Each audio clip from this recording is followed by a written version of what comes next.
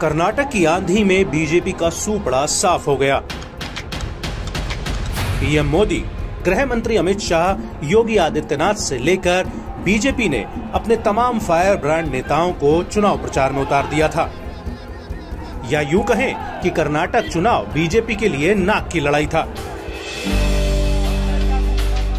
लेकिन कांग्रेस की आंधी में बीजेपी का प्रचार हवा में उड़ता नजर आया और कांग्रेस ने कर्नाटक को बीजेपी के हाथों से छीन लिया। अब ऐसे में सवाल उठता है कि आखिर कर्नाटक में बीजेपी हारी क्यों?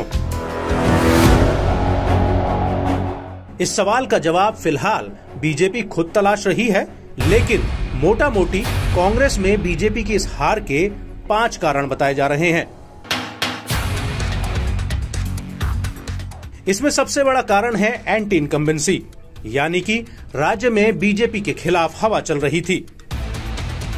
कर्नाटक की जनता बीजेपी सरकार से खुश नहीं थी, जिसकी वजह से उसने इस चुनाव में बीजेपी के खिलाफ जाने का फैसला किया। वहीं दूसरा सबसे बड़ा कारण है चुनाव में लोकल मुद्दों की बात न करना। दरअसल पीएम मोदी से लेकर बीजेपी के तमाम धुरंधर कर्नाटक की नब्ज पकड़ने की बजाय इस चुनाव को राष्ट्रीय मुद्दों की तरफ मोड़ना चाह रहे थे। भले ही वो बजरंग दल को बजरंगबली से जोड़ा जाए, या फिर धर्मांतरण, या फिर दूसरे राष्ट्रीय मुद्दे। पीएम ने भ्रष्टाचार की बात तो की, लेकिन उन्होंने राजीव गांधी के वक्त हुए कथित घोटालों का जिक्र किया, जिनका कर्नाटक की जनता से सीधा कोई वास्ता नहीं था। इसके अलावा कर्नाटक में बीजेपी ने बार बार मुस्लिम आरक्षण से लेकर यूनिफॉर्म सिविल कोड जैसे राष्ट्रीय मुद्दों पर जनता को खींचने की कोशिश की, लेकिन जमीनी स्तर पर ऐसा हो नहीं पाया। इसके अलावा बीजेपी के अंदर की उठापटक उसकी लुटिया डुबोने में सबसे आगे रही। दरअसल इस चुनाव में बीजेपी ने अपने कई दिग्गजों का टिकट काट दिया था।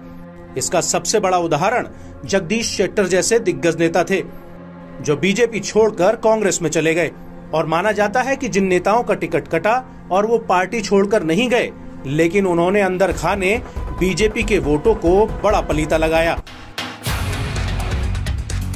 इसके अलावा कांग्रेस के दिग्गज नेताओं से लेकर कार्यकर्ताओं तक ने हर गली मोहल्ले में घूम घूम कर भ्रष्टाचार का मुद्दा उठाया,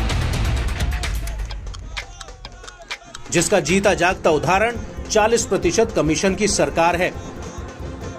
राहुल से लेकर प्रियंका गांधी ने 40% कमीशन के मुद्दे को अपनी रैलियों में उठाकर जमीनी स्तर पर एक नैरेटिव सेट कर दिया। खुद राहुल गांधी ने बार बार कहा कि पीएम मोदी को पता है कि राज्य में बहुत भ्रष्टाचार हुआ है। वो इसे डबल इंजन की सरकार कहते हैं। वो बताएंगे कि कौन सा इंजन 40% कमीशन ले रहा है। राहुल गांधी ने अपने इस बयान से भ्रष्टाचार को लेकर न सिर्फ एक नैरेटिव सेट किया, बल्कि राज्य में एक ऐसे मुद्दे को हवा दी जिसमें हाल ही में हुए भ्रष्टाचार पर फोकस किया गया। अब बात आती है उस 5वें कारण की, जिसने बीजेपी को सबसे बड़ा झटका दिया। वो है लिंगायत वोट बैंक।